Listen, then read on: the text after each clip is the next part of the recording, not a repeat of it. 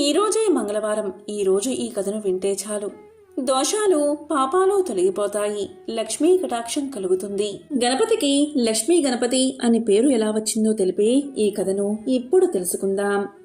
పూర్వం త్రిపురాసురులు అనే ముగ్గురు రాక్షసులు ఉండేవారు. అయితే ఆ ముగ్గురు రాక్షసులు పర్వత రూపాల్లో ఉండేవారు.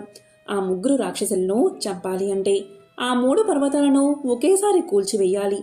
అలా చేయడానికి ఆ 3 పర్వతాలు ఒకే వరుసలో లేవు. అప్పుడు శివుడి వాహనమైన నందీశ్వరుడు తన 3 కొమ్ములతో ఆ 3 పర్వతాలను నిలబెట్టాడు. ఇక 3 పర్వతాలు ఒకే చోట ఉండడంతో శివుడు నారాయణాస్త్రాన్ని ప్రయోగించి ఆ ముగ్గురు రాక్షసులను సంహరించాడు. కానీ దురదృష్టం కొద్దీ నంది 3వ కొమ్ము విరిగిపోయి భూమిపైన పడిపోయింది. అప్పుడు విఘ్నేశ్వరుడు విరిగిపోయిన నందీశ్వరుడు కొమ్ముకు బదులు పసుపు కొమ్మును తీసుకువచ్చి అతనికి అప్పగించాడు. అందుకు పరమేశ్వరుడు సంతోషించి శుభకార్యం చేసిన ఆ శుభకార్యాల్లో పసుపును తప్పనిసరిగా వాడాలని, అదేవిధంగా హరిద్ర గణపతికి ప్రథమ పూజ చెయ్యాలని ఆదేశించాడు. వినాయకుడికి ప్రథమ పూజ చేయని వారికి ఆటంకాలు ఎదురవుతాయని చెప్పాడు. అందువల్లే అమృతం కోసం క్షీరసాగరాన్ని మదిస్తున్న సమయంలో దేవతలు అసురులు గణపతిని పూజించకుండా ఆ కార్యాన్ని చేపట్టారు. ఇక గణపతిని పూజించకుండా అలా చేసినందుకు గణపతికి ఆగ్రహం వచ్చింది. ఆ పనికి ఆటంకం కలిగించాలి అనుకున్నాడు. ఇక పాల సముద్రం నుంచి లక్ష్మీదేవి ఆవిర్భవించగానే వినాయకుడు ఆమెను తీసుకువెళ్ళిపోయాడు. తరువాత బ్రహ్మ, దేవేంద్రుడు గణేశుడి దగ్గరకు వచ్చి లక్ష్మీదేవి విష్ణుమూర్తి పత్నిగా నిర్ణయించబడింది అని చెప్పగా గణపతి లక్ష్మీదేవిని విష్ణుమూర్తికి అప్పగించాడు. అప్పుడు వినాయకుడు బ్రహ్మతో ఇలా అన్నాడు, నాకు కూడా లక్ష్మీదేవి లాంటి భార్య కావాలి అని. అప్పుడు బ్రహ్మ సరే అని చెప్పి సిద్ధిలక్ష్మి, బుద్ధిలక్ష్మి అనే 2 స్త్రీలను సృష్టించి గణపతికి ఇచ్చాడు. అప్పటినుంచి గణపతి లక్ష్మీ గణపతిగా ప్రసిద్ధి చెందాడు. ప్రతి ఒక్కరికి లక్ష్మీ కటాక్షం కావాలి. లక్ష్మీదేవి అనుగ్రహం లేకపోతే ఏ పనులు ముందుకు సాగవు. లక్ష్మీదేవి అనుగ్రహం లేకపోతే అసలు ఈ ప్రపంచంలోనే బతకలేము. శ్రీ మహాలక్ష్మి సంపదను ప్రసాదిస్తుంది. సంపద అంటే బంగారం, నిధి, డబ్బు కాదు. భౌతిక సంపాదన అశాశ్వతమైనది. నిజానికి లక్ష్మీదేవి అనుగ్రహించేది ఆధ్యాత్మిక సంపాదన. అది తరిగిపోనిది, కష్ట సమయంలో ధైర్యాన్ని ఇచ్చేది. అలాంటి సంపద కష్టాల నుంచి తప్పించుకోవడం కోసమే కాదు, ఆ కష్టాలను ఎదుర్కొనే బలాన్ని ఇస్తుంది. లక్ష్మీదేవి రూపురేఖల్లో, వస్త్రధారణలో రంగులకు ఒక ప్రాధాన్యత ఉంటుంది. లక్ష్మీదేవి ఎక్కువగా ఎరుపు, ఆకుపచ్చటి రంగు వస్త్రాలను ధరించినట్లు చిత్రాలను చిత్రీకరిస్తారు. ఎరుపు రంగు సత్యానికి, శక్తికి, ఆకుపచ్చ రంగు సాఫల్యతకు, ప్రకృతికి చిహ్నాలు. ప్రకృతికి లక్ష్మీదేవి ప్రతినిధి. అందుకే లక్ష్మీదేవిని ఈ 2 రంగు వస్త్రాల్లో ఎక్కువగా చిత్రీకరిస్తారు. ఇక లక్ష్మీదేవిని బంగారు ఆభరణాలు ధరించినట్లు చూపిస్తారు. బంగారం ఐశ్వర్యానికి సంకేతం. ఐశ్వర్యాది దేవత లక్ష్మీదేవి కాబట్టి ఆమెను బంగారు ఆభరణాలతో అలంకరిస్తారు. అంతేకాదు, ఈ భౌతిక సంపాదన అశాశ్వతమైనది. నిజానికి లక్ష్మీదేవి అనుగ్రహించేది ఆధ్యాత్మిక సంపాదన. విష్ణు ఆరాధనలో లక్ష్మీదేవికి ప్రత్యేక ప్రాధాన్యత ఉంటుంది. లక్ష్మీదేవి అనుగ్రహం ఉంటేనే విష్ణుమూర్తిని ఆరాధించగలం. ఈ 2 ఉంటే లక్ష్మీ కటాక్షం పొందవచ్చు, విష్ణు అనుగ్రహాన్ని పొందవచ్చు. లక్ష్మీ కటాక్షం కలగాలి అంటే మనం అమ్మవారిని ప్రసన్నం చేసుకోవాలి. అమ్మవారిని ప్రసన్నం చేసుకోవడానికి మన పూర్వీకులు, మహర్షులు ఎన్నో సూత్రాలు చెప్పారు. ముఖ్యంగా స్త్రీలు లక్ష్మీ స్వరూపాలు కనుక ఇంట్లో ఉండే స్త్రీలు కొన్ని పనులు చెయ్యాలని ఖచ్చితంగా చెప్పారు. ఇక పాల సముద్రం నుంచి లక్ష్మీదేవి ఉద్భవించినప్పుడు ఇంద్రుడికి తాను ఎక్కడ ఉన్నానో స్పష్టంగా తెలియజేసింది. లక్ష్మీదేవి ధర్మ కర్మలను నిర్లక్ష్యం చేసి నీతి నియమాలను అతిక్రమించి కామంతో ఉండే వ్యక్తుల ప్రదేశాల్లో లక్ష్మీదేవి నివసించదు. ఏ వ్యక్తి అయినా లేదా కుటుంబమైనా అహంకారం, అజ్ఞానంతో వ్యవహరించి మనస్సాక్షికి విరుద్ధంగా ప్రవర్తిస్తే అలాంటి వారి చెంత కూడా లక్ష్మీదేవి ఉండదు. అత్యాశాపరుడైన వారి దగ్గర కూడా ధనలక్ష్మి కొలువై ఉండదు. కర్మలన్నిటిలోనూ దురాశ చాలా పెద్దది. అన్ని పనులకు దురాశే మూలమని శాస్త్రాలు చెబుతున్నాయి. కనుక దురాశపరుల దగ్గర కూడా తాను ఉండనని లక్ష్మీదేవి ఇంద్రుడికి తెలియజేసింది. హింసను ప్రేరేపించేవారు ఉండే ప్రదేశాల్లో, హింసాత్మక ప్రదేశాల్లో లక్ష్మి ఉండడానికి అంగీకరించదు. మానవులపై, మూగ జీవులపై హింసకు పాల్పడే వాళ్ళ దగ్గర లక్ష్మీదేవి ఉండదు. అంతేకాదు, అలాంటి వారికి కష్టాలు కలగజేస్తుంది. ఎక్కడ స్త్రీలు పూజించబడతారో అక్కడ లక్ష్మీదేవి కొలువుతీరి ఉంటుంది. మహిళలను అనుమానించడం, అవమానించడం, వాళ్ళను కించపరచడం, అలాగే స్త్రీలపై దౌర్జన్యాలకు అటువంటి పనులు చేసేవారి దగ్గర నుంచి లక్ష్మీదేవి దూరంగా వెళ్లిపోతుంది. తమలోని లోటుపాట్లను సవరించుకుంటూ ఒకరినొకరు గౌరవించుకునే కుటుంబ సభ్యులు ఉండే దగ్గర లక్ష్మీ కటాక్షం ఎల్లప్పుడూ ఉంటుంది. వచ్చిన అతిథులను గౌరవించడం, అలాగే వచ్చిన అతిథుల కడుపు నింపడం వంటి ఇల్లు పుణ్యక్షేత్రంతో సమానం. అలాంటి ఇల్లు లక్ష్మీ నివాసంగా ఉండడమే కాదు, ఆ కుటుంబం సిరి సంపదలతో తుడతాగుతూ ఉంటుంది. ప్రేమానురాగాలతో అన్యోన్యంగా కాపురం చేసే భార్యాభర్తలు ఉండే ఇంటికి లక్ష్మీ ఆశీస్సులు ఎప్పుడూ ఉంటాయి. అలా కాకుండా నిరంతరం పోట్లాడుకుంటూ కుటుంబ సభ్యులపై గౌరవం లేని ఇంటి నుండి లక్ష్మీదేవి వెళ్ళిపోతుంది. ఎక్కడ అహం ఉంటుందో అక్కడ శుభ్రత, భక్తి ఉండవు. అక్కడ అమ్మవారు ఉండదు. ఈ విషయాలను ఇంద్రుడికి చాలా స్పష్టంగా చెప్పింది అమ్మవారు. కాబట్టి లక్ష్మీదేవి ఇంటికి రావాలి అంటే లక్ష్మీదేవికి నచ్చని పనులు అస్సలు చేయకూడదు. ఇక కాకి మనిషికి చెప్పిన ఈ 4 మాటలు ప్రతి ఒక్కరూ తప్పకుండా వినండి. ఈ కథను వింటే చాలు లక్ష్మీ కటాక్షం మీకు తప్పనిసరిగా కలుగుతుంది. పూర్వం ఒక సుందరమైన గ్రామం ఉండేది. ఆ గ్రామానికి చివర్లో ఒక పెద్ద మర్రి చెట్టు ఉండేది. ఆ చెట్టు మీద కొన్ని వందల కాకులు తమ గూళ్ళను కట్టుకుని నివసిస్తూ ఉండేవి. అందులో ఒక ముసలికాకి ఉండేది. అది ఎంతో అనుభవం కలది, అలాగే తెలివైంది కూడా. మిగతా కాకులన్నీ ఆ ముసలికాకిని తమ నాయకుడిగా భావించి గౌరవించేవి. అదే గ్రామంలో రంగనాథం అని ఒక ధనవంతుడు ఉండేవాడు. రంగనాథం దగ్గర ఎంత డబ్బు ఉన్నా కూడా అతనికి పిసినారితనం ఎక్కువ. ఎవరికి చిల్లి గవ్వ కూడా ఇచ్చేవాడు కాదు. అంతేకాదు, అతనికి మనుషులంటే నమ్మకం ఉండేది కాదు. ఎప్పుడూ తన ఆస్తిపాస్తుల గురించి ఆలోచిస్తూ తాను ఒక్కడే సుఖంగా ఉండాలని కోరుకునేవాడు. తన ఇంటికి ఎవరైనా చుట్టాలు వచ్చినా, పక్కన ఎవరైనా ఆకలితో ఉన్నా పట్టించుకునేవాడు కాదు.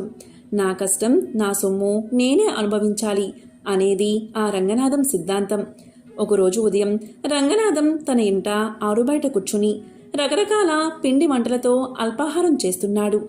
నేతితో చేసిన లడ్డూలు, గారెలో తింటూ ఆనందిస్తున్నాడు. అప్పుడే ఆ మర్రి చెట్టు మీద నుంచి ఆ ముసలికాకి ఎగురుకుంటూ వచ్చి రంగనాథం ఇంటి ప్రహరీ గోడ మీద వాలింది. అది ఒకసారి కావు కావు అని గట్టిగా అరిచింది. ఆ పిలుపు వినగానే చుట్టుపక్కల ఉన్న మరికొన్ని కాకులు అక్కడికి చేరుకున్నాయి. రంగనాథం ఎంతో చికాకుగా, చీచీ, ఈ కాకుల గోల ప్రశాంతంగా ఏమీ తిననివ్వవు. ఈ శని గొడవలు ఎప్పుడు చూసినా గుంపులు గుంపులుగా వచ్చి గోల చేస్తాయి అని విసుక్కుంటూ పక్కన ఉన్న ఒక రాయి తీసుకుని కాకుల మీదకి విసిరాడు. తప్పుకోండి, అవతలికి పొండి, అవతలికి పొండి అని గట్టిగా అరిచాడు. మిగతా కాకులన్నీ భయపడి ఎగిరిపోయాయి. కాని ఆ ముసలికాకి మాత్రం అక్కడే గోడ మీద ధైర్యంగా కూర్చుంది. రంగనాథం వైపు తీక్షణంగా చూసింది. ఆశ్చర్యంగా ఆ కాకి మానవ భాషలో మాట్లాడడం మొదలుపెట్టింది. కాకి ఇలా అడిగింది, ఓ మానవుడా, ఎందుకంత కోపం, ఎందుకు అంత అసహనం? మేం కేవలం ఆకలి తీర్చుకోవడానికి వచ్చాం కదా. నీ దగ్గర అంత ఆహారం ఉంది కదా, అందులో మాకు కొన్ని మెతుకులు విసిరేస్తే నీ సొమ్మేం పోతుంది అని అడిగింది.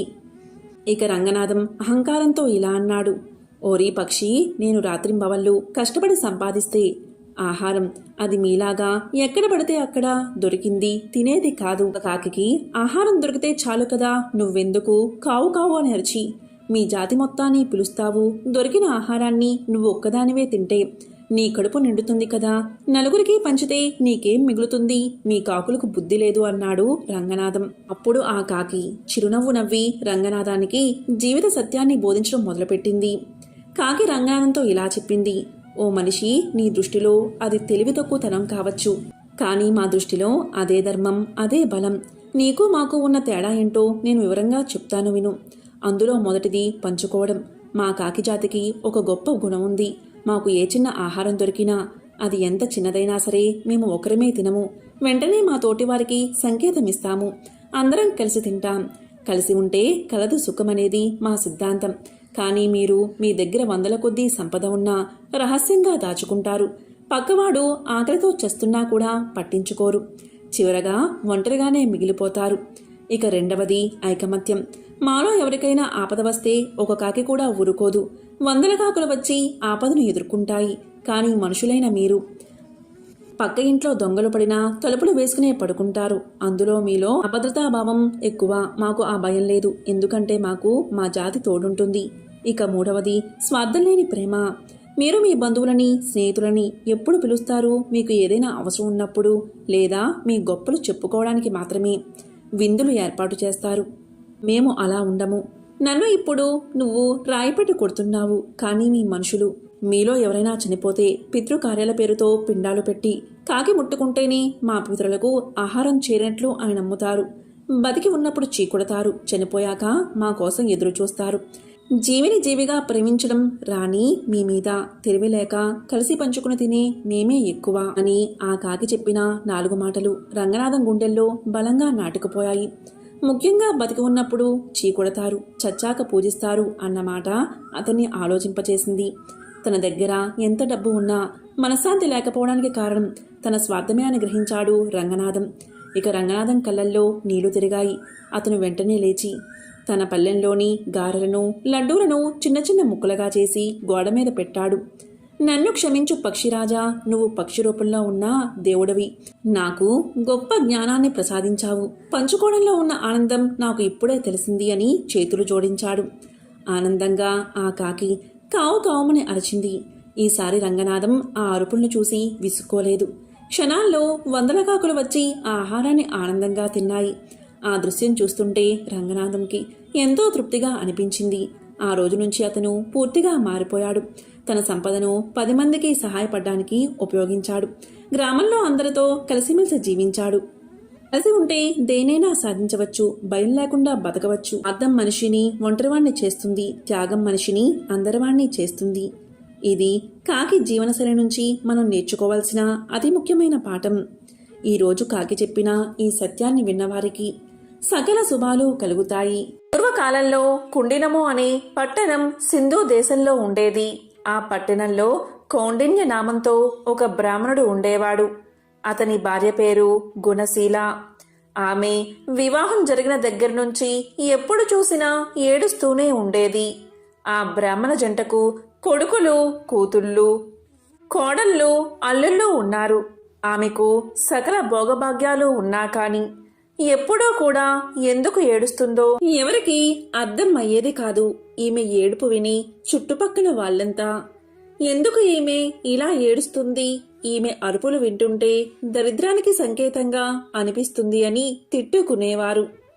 ఈమె ఏడవడానికి ఏదో ఒక వంక చూసుకునేది.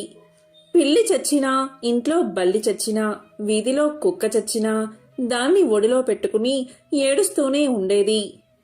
కానీ విధి మాత్రం ఈమెకు అనుకూలంగా లేదు. ఇలా ఒకరోజు ఇంట్లో పిల్లి చనిపోతే దాన్ని ఒడిలో పెట్టుకుని ఏడుస్తూ కూర్చుంది. ఆమె ఎప్పుడైతే దాన్ని ఒడిలో పెట్టుకుని ఏడుస్తూ ఉందో వెంటనే ఆ పిల్లి చచ్చింది కాస్త బతికిలేచి వెళ్ళిపోయింది. మరలా తెల్లవారేసరికి ఇంట్లో ఒక బల్లి చనిపోయింది. దాన్ని కూడా ఒడిలో పెట్టుకుని ఏడుస్తూ ఉంది. అక్కడ కూడా ఆశ్చర్యం జరిగింది. ఆమె ఒడిలో పెట్టుకుని ఏడవడం మొదలు పెట్టగానే ఆ బల్లికి తిరిగి ప్రాణం వచ్చి వెంటనే వెళ్ళిపోయింది. ఆమె జరిగిందంతా చూసి ఏడవడానికి కారణం లేకపోయిందే అని ఇంకా ఏడవడం మొదలు పెట్టింది. ఇలా ఉండగా ఒకరోజు వీధిలో ఒక కుక్క చనిపోయింది. దాని దగ్గరకు వెళ్లి ఒడిలో కుక్కను పెట్టుకుని ఏడుస్తూ ఉంది. ఆమె అలా ఒడిలో పెట్టుకుని ఏడవడం మొదలు పెట్టగానే ఒక్క దెబ్బకు ఆ కుక్క బతికి పరుగు పెట్టింది. అది చూసి, దేవుడా, నాకు మనస్ఫూర్తిగా ఏడ్చే స్వతంత్రం కూడా లేకుండా చేస్తున్నావు అని బోరున ఏడవడం మొదలుపెట్టింది. ఇదంతా చూసిన జనానికి ఇదేదో వింతగా అనిపించింది. అలా వారు ఆమె వైపు విచిత్రంగా చూడసాగారు. ఇక ఏడవడానికి కుదరడం లేదు అని ఒక ఉపాయం చేసింది. బయట ఉన్న తేలులను తీసుకువచ్చి ఉప్పు పాత్రల్లో, మిగతా పాత్రల్లో తేలుల్లో జర్రుల్లో ఉంచింది. ఎందుకు అంటే కూతుర్లు, కోడళ్ళు అలా వంట నిమిత్తం చేతులు ఆ పాత్రలో పెట్టగానే అవి కుడతాయి కనుక ఆ నొప్పితో వారు ఏడుస్తూ ఉంటే వారి పక్కన కూర్చుని ఏడవచ్చు అని ఈమె ఆలోచన. కాని విధి మాత్రం ఆమెకు వ్యతిరేకంగా ఉంది. కూతుర్లో కోడళ్ళు వాటిలో తమ చేతులు పెట్టగా జర్రెలు అలాగే తేల్లో వస్తువులుగా మారిపోయాయి. అంతేకాదు, తన కొడుకుల బట్టల్లో పాములు ఉంచేది. అలా పాములు కరిస్తే కొడుకులు చచ్చిపోతే ఏడవచ్చు అని ఈమె ఆలోచన. కాని విధి మాత్రం వేరేగా ఆలోచన చేసింది. ఆ పాములు కాస్త బంగారు మొలతాలలా అయిపోయాయి. ఇక కొడుకులు బట్టల్లో చెయ్యిలు పెట్టగానే బంగారు మొలతాళ్ళు వాడి చేతికి అందాయి. వెంటనే కొడుకులు, అమ్మా, బట్టల్లో బంగారు మొలతాడు ఎందుకు ఉంచావమ్మా అని అడగ్గానే దానికి ఆమె, నాయనా, వాటిని తీసి జాగ్రత్తగా దాచుకోండి అని పలికేది. అలా ఆమె ఏమి చేసినా ఏడవడానికి అవకాశం దొరకకపోవడం వల్ల ఆమె అడవికి పోయి అక్కడ కూర్చుని ఏడవడం మొదలుపెట్టింది.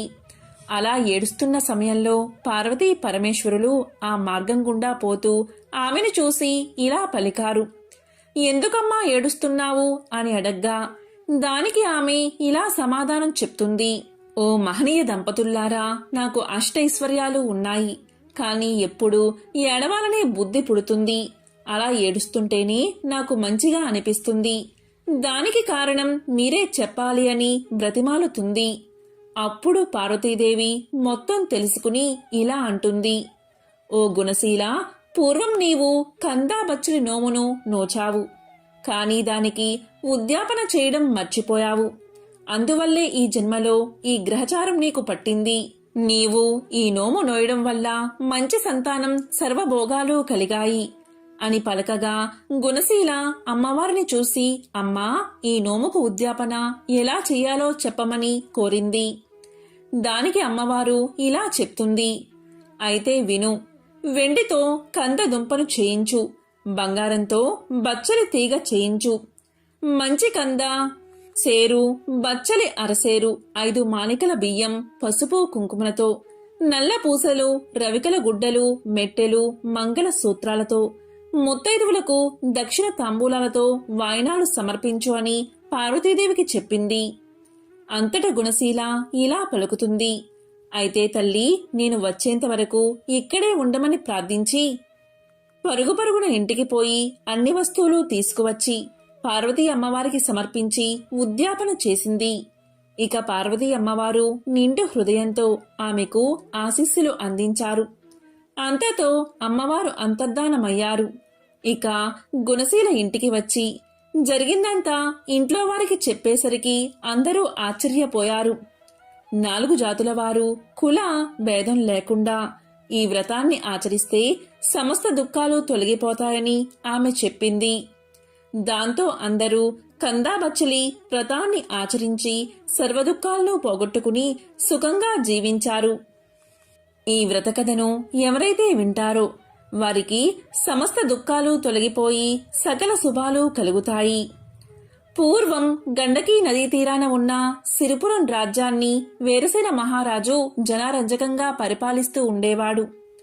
పాడి పంటలతో సుఖ సంతోషాలతో ప్రజలు ఆనందంగా జీవిస్తూ ఉండేవారు. ఈ వీరసేన మహారాజుకు వేట అంటే మిక్కిలి మక్కువ. అతను ఒకసారి గండకీ నదీ తీరాన్ని ఆనుకుని ఉన్న అడవిల్లోకి బయలుదేరాడు. చాలాసేపు క్రూర జంతువుల్ని వేటాడాడు. దాంతో రాజు రెట్టించిన ఉత్సాహంతో బాగా దట్టమైన అడవిల్లోకి వెళ్లిపోయి దారిని తప్పాడు. వెనుక ఉన్న సైన్యాలు రాజుని అందుకోలేక వెనుక పడ్డారు. ఇలా 2 రోజులు గడిచాయి. రాజు జాడ కోసం సైన్యాలు 4 భాగాలుగా విడిపోయి 4 దిక్కులా గాలించి అతి కష్టం మీద 3వ రోజున రాజు జాడ కనుక్కుని అందరూ ఒక చోటకు చేరుకున్నారు. గుర్రం మీద 3 రోజులు ఒంటరిగా ప్రయాణించిన రాజు బాగా అలసిపోయి నిస్సత్తువుగా ఉండిపోయాడు. వెంట తెచ్చుకున్న ఆహార పదార్థాలు నీళ్లు ఖర్చయిపోవడంతో సైనికులు కూడా అలసిపోయి ఆకలితో ఉన్నారు. చాలాసేపు గాలింపు తర్వాత వాళ్లకి ఒక చిన్న పంట పొలం కనిపించింది. దాంట్లో చెరుకు, మొక్కజొన్న పంటలు ఉన్నాయి. దాంతోపాటు మామిడి, సీతాఫలం బాగా విరగకాచి ఉన్నాయి. మధ్యలో తీయని నీటితో కూడిన ఒక బావి ఉంది. ఇక సైనికులంతా ఆ పొలంపై పడి ఎవరికి కావలసిన వారు తీసుకుని కడుపు నిండా తిని మధురమైన బావినీరు తాగి మహారాజుకి కావలసిన ఫలాలు, చల్లని నీరు ఇచ్చి రాజుని సేద తీర్చారు. కాసేపటికి తేరుకున్న మహారాజు తన సైన్యంతో సహా రాజ్యాన్ని చేరుకున్నాడు. కానీ చిత్రంగా మరుసటి రోజు నుంచి రాజుకి తీవ్ర అశాంతి, అనారోగ్యం మొదలయ్యాయి. రోజు రోజుకి క్షీణిస్తూ మంచం పట్టాడు మహారాజు. రాజవైద్యులు ఎన్ని చికిత్సలు చేసినా రాజుకి ఆరోగ్యం చేకూరలేదు. ఈ విధంగా రోజులు నెలలు గడిచినా కూడా తన రోగం తగ్గకపోయేసరికి రాజు తన గురువైన తపోధనుడైన సదానంద మహర్షిని పిలిపించి తన సమస్యను పూర్తిగా వివరించాడు. అప్పుడు ఆ మహర్షి తన దివ్య దృష్టితో జరిగిందంతా తెలుసుకుని ఇలా పలికాడు. రాజా, రాజన్నవాడు ప్రజల్ని క్రూర మృగాల నుంచి రక్షించాలి. అది కూడా ప్రజలు క్రూర జంతువుల వల్ల తమకి ప్రాణభయం ఉందని ఫిర్యాదు చేసినప్పుడు మాత్రమే చేయాలి. కానీ నీవు మృగ వినోదం కోసం అకారణంగా జంతువుల్ని వేటాడి మూగ జంతువుల్ని హింసించావు. పైగా నీ సైనికులు ఓ పైరు పంటలో చొరబడి పేద రైతు యొక్క కష్టాన్ని దోచుకుని తిన్నారు. అందులో కూడా నీ సైనికులు అతని అనుమతి తీసుకోలేదు. అందులో నీకు కూడా భాగం ఉంది. ఆ పాపం కలిపురుషుడిగా మారి నిన్ను వేటాడుతుంది అని చెప్పాడు మహర్షి.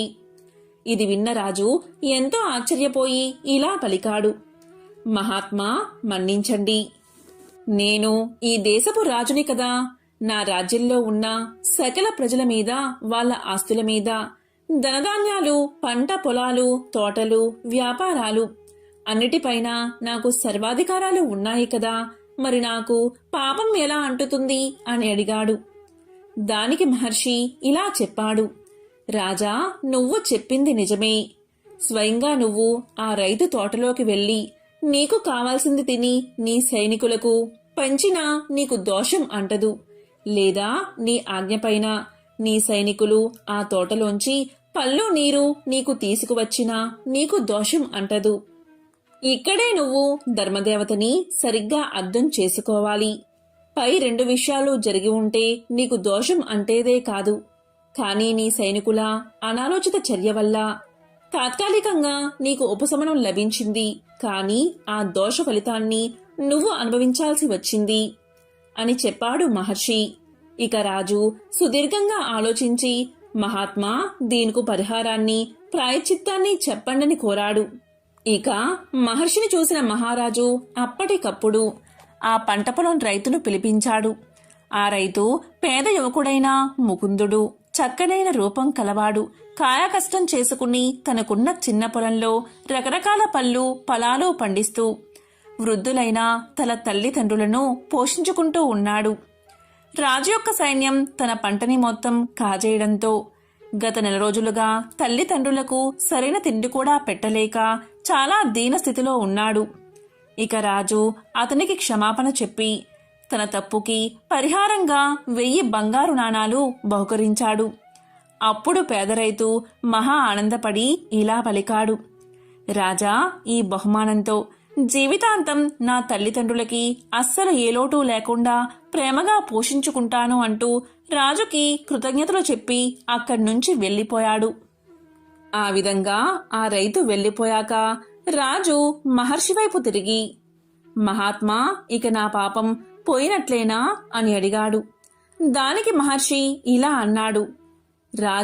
రాజైన వాడు ఎప్పటికప్పుడు ధర్మశాస్త్రాలు, నీతి శాస్త్రాలను క్షుణ్ణంగా అధ్యయనం చెయ్యాలి. లేదా ఎవరి దగ్గర నుంచైనా తెలుసుకుంటూ ఉండాలి. ప్రస్తుతానికి నీ పాపం తొలగిపోయింది, కానీ ఇంకా మిగిలే ఉంది అన్నాడు మహర్షి. అప్పుడు రాజు మళ్లీ నమస్కారం చేసి, మహాత్మా, మరి పరిహారం చెప్పండి అని కోరాడు. మహర్షి రాజు వంక చూశాడు. అప్పుడు వెంటనే రాజు సదాచార భక్తులైన పండితుల్ని, బ్రాహ్మణోత్తముల్ని మహారాజు సభకు ఆహ్వానించాడు. కొన్ని వందల మంది తరలి వచ్చారు. రాజు వాళ్ళకి జరిగిందంతా వివరించి నెల రోజుల పాటు రైతు కుటుంబాన్ని ఆకలి బాధకి గురిచేసిన పాపం పోగొట్టుకోవడానికి గాను 10,000 బంగారు నాణాలను దానంగా ఇవ్వడానికి సిద్ధపడ్డాడు. కాని ఆ దానం స్వీకరించడానికి ఎవరూ ముందుకు రాలేదు. ఎందుకంటే వాళ్ళు పండితోత్తములు. అలా చేయడం వల్ల ఆ పాపం తాము స్వీకరించినట్లు అవుతుందని వాళ్లకు తెలుసు. ఇక రాజు నిరాశగా వాళ్ల వైపు చూస్తూ ఉండగా విశ్వవేత్తుడు అనే బ్రాహ్మణోత్తముడు లేచి ఆ దానం స్వీకరించడానికి సిద్ధంగా ఉన్నానని తెలియచేశాడు. ఇక రాజు ఆనందంగా 10,000 బంగారు నాణాలను బహుమానంగా ఇవ్వగాని విశ్వవేదుడు తాను తెచ్చిన 2 బంగారు నాణాలను వాటితో కలిపి అక్కడ చేరిన పండితులకు బ్రాహ్మణులకు ఉచితంగా పంచేశాడు. ఇలా చేయడం వల్ల ఆ పాపఫలం అతనికి అంటలేదు. ఇక రాజు అతన్ని చూసి ఇలా పలికాడు, మహానుభావా, తమ పరిస్థితి మెరుగుపడాలని అంత పెద్ద మొత్తం దానంగా ఇచ్చాను. ఇప్పుడు తమకి నేను ఇచ్చిందేముంది అన్నాడు. మీరేమో నేనిచ్చిన ధనాన్ని దాన ధర్మాలు చేసి మీ పాపం పోగొట్టుకున్నారు. ఇప్పుడు నేను మీకు ఎలా సహాయం చేయగలను అని అడగ్గా దానికి ఆ బ్రాహ్మణోత్తముడు బదులిస్తూ ఇలా అన్నాడు, రాజా, గండకీ నదీ తీరాన ఉభయ సంధ్యల్లో సంధ్యావందనంతో పాటు గ్రామీణుల ఇళ్లల్లో పూజాది శుభకార్యాలలో పౌరోహిత్యం చేసుకుంటూ ఉంటాను నేను. ఆ వచ్చిన ధనంతో నేను నా భార్య ఆనందంగా జీవిస్తున్నాం. మీరు నాకేమైనా సహాయం చెయ్యాలి అనుకుంటే గండకీ నదీ తీరంలో ఒక అపురూప శివాలయాన్ని నాకు నిర్మించి ఇస్తే చాలు. నా శేష జీవితాన్ని ఆనందంగా గడిపేస్తాను. దాంతో మా ఇద్దరి జీవితాలు ఆ పరమేశ్వరుడి అనుగ్రహం వల్ల పరిపూర్ణమవుతాయి అని చెప్పగా రాజు దానికి ఆనందంగా ఒప్పుకుని ఆ బ్రాహ్మణుడికి శివాలయం కట్టించి ధర్మదేవత యొక్క అనుగ్రహం పొంది ధన్యుడు అయ్యాడు రాజు. కాబట్టి అధికార బలంతో ఇతరుల మనస్సును ఎప్పుడూ నొప్పించరాదు. ఇలా చేస్తే మనశ్శాంతి కలుగుతుందని ఈ కథ మనకు తెలియచేస్తుంది. ఎంతో పవిత్రమైన విశేషమైన ఈ రోజు ఈ కథను వింటే చాలు, సకల శుభాలు కలుగుతాయి. ఒక బ్రాహ్మణుడికి 5 కొడుకులు ఉన్నారు. వారికి పెళ్లిళ్లు జరిగి భార్యతో హాయిగా కాపురం చేసుకుంటున్నారు. వారిలో 5వ కోడలు కరుల్లా గౌరీనోము పట్టింది. ఆమె సూర్యుణ్ణి ఆరాధిస్తూ అత్త సొమ్ము అక్కర్లేదు, మామ సొమ్ము అక్కర్లేదు, పుత్రి సొమ్మొద్దు, పురుషుని సొమ్ము అసలే వద్దు, నా సొమ్ము నాకిమ్ము అని పలికేది. రోజు ఈ విధంగా అండం విన్న అత్తా మామలు, బావా మరదళ్ళు, తోడి కోడళ్ళు భర్తకు ఆమెపై కోపం వచ్చింది. అందరూ కలిసి ఒకరోజు ఆమె నిద్రపోతూ ఉండగా మంచంతో సహా ఆమెను అడవిలో విడిచి వచ్చారు. ఆమె నిద్ర లేచింది. భయపడక ఆమె అక్కడే స్నానం చేసి సూర్యదేవుణ్ణి ప్రార్థిస్తూ ఉండగా దోసిట రత్నాలు పడ్డాయి. వాటితో పసుపు, కుంకుమ, కొంచెం ఉప్పు, మిరపకాయలు, బియ్యము కొని ఒక ముసలవాని సహాయంతో ఆ సమీప గ్రామాన చిన్న ఇంటిలో ఉన్నది. ఎప్పుడైతే ఈమెను ఇలా చేశారో వారికి దరిద్రం పట్టి పల్లె పల్లెకు తిరుగుతూ అడుక్కుంటూ జీవితం గడపడం మొదలుపెట్టారు. అలా ఊరు తిరుగుతూ ఉండగా ఒక దగ్గర సూర్య నమస్కారం చేస్తున్న ఈమెను చూశారు. మన అమ్మాయి కూడా ఇలాగే సూర్య నమస్కారం చేసేది అని వారిలో వారు అనుకున్నారు.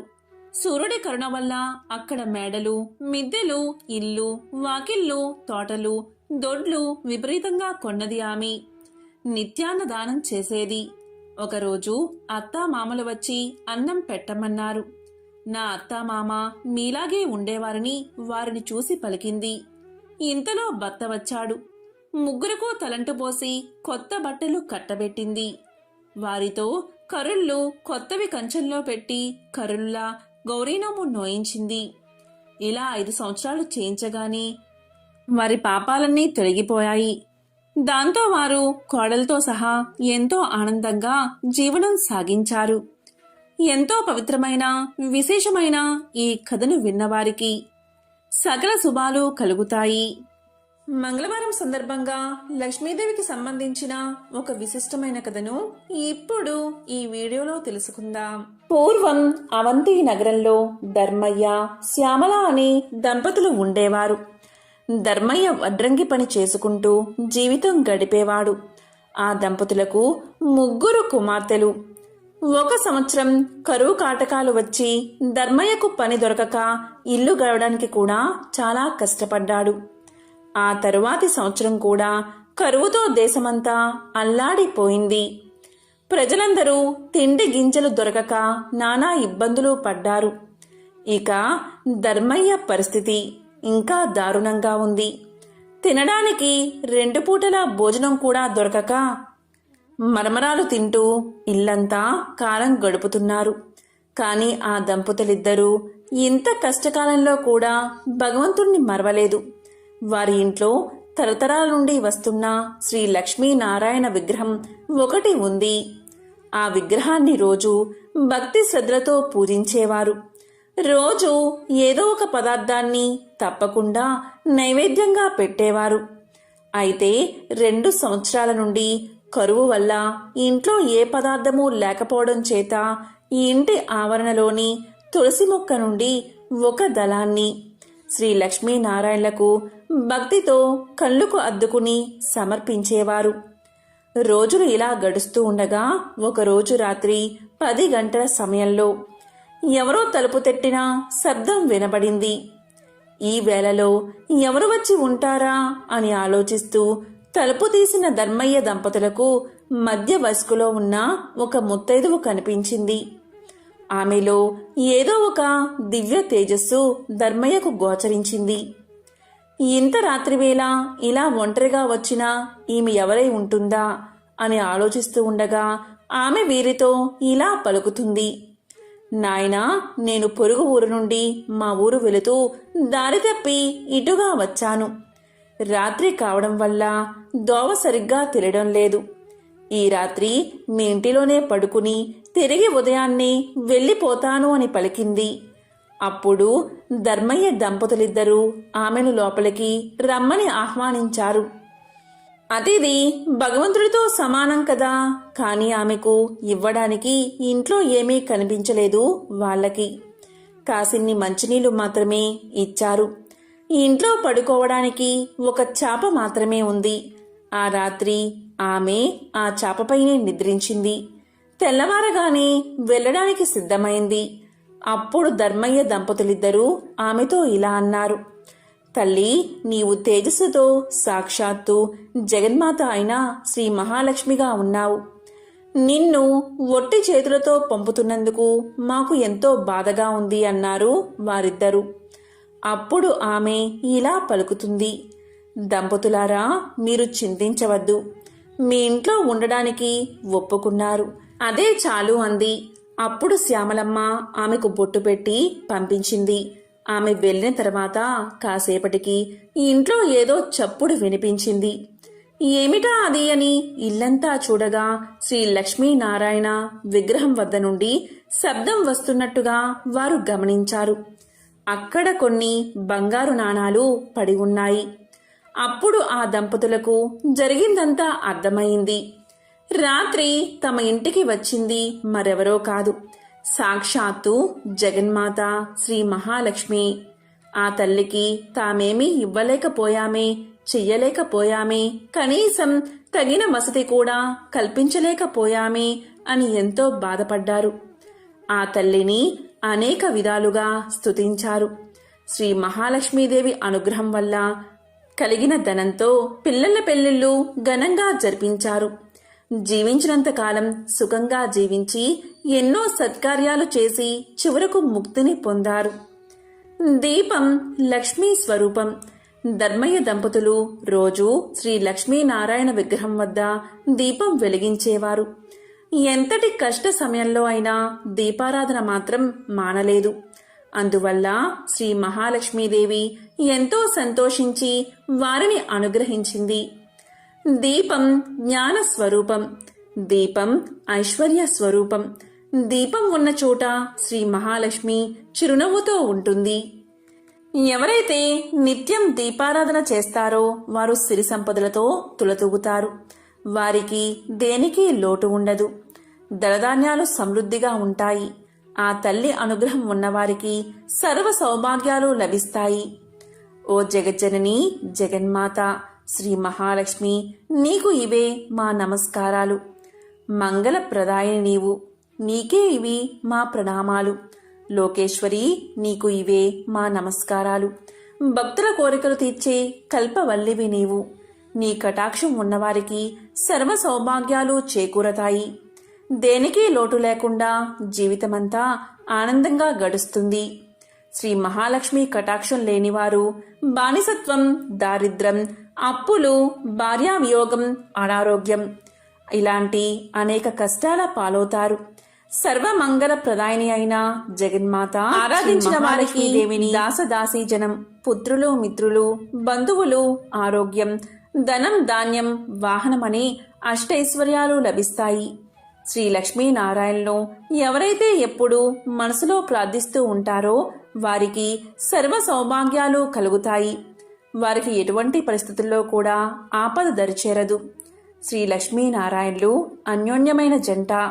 మత్స్య అవతారంలో శ్రీలక్ష్మిగాను, కూర్మావతారంలో కూర్మావతిగాను, నరసింహ అవతారంలో శ్రీ మహాలక్ష్మిగాను, వరహ అవతారంలో భూలక్ష్మిగాను, శ్రీరామావతారంలో సీతగాను, శ్రీకృష్ణావతారంలో రుక్మిణిగాను ఆ మహాలక్ష్మి తన పెర్మిటి అయిన శ్రీమన్నారాయణుడితో కలిసి అవతరించింది. ఎంతో పవిత్రమైన విశేషమైన ఈ రోజు ఈ కథలను విన్నా, చదివినా, చెప్పినా, వినిపించినా అష్టదరిద్రాలు తొలగి అష్టైశ్వర్యాలు కలుగుతాయి. లక్ష్మీనారాయణల కటాక్షం మీకు కలుగుతుంది. ఓం నమో నారాయణాయ. ఓం శ్రీ మహాలక్ష్మియే నమః. ఓం శ్రీ మాత్రే నమః. ఓం నమః శివాయ.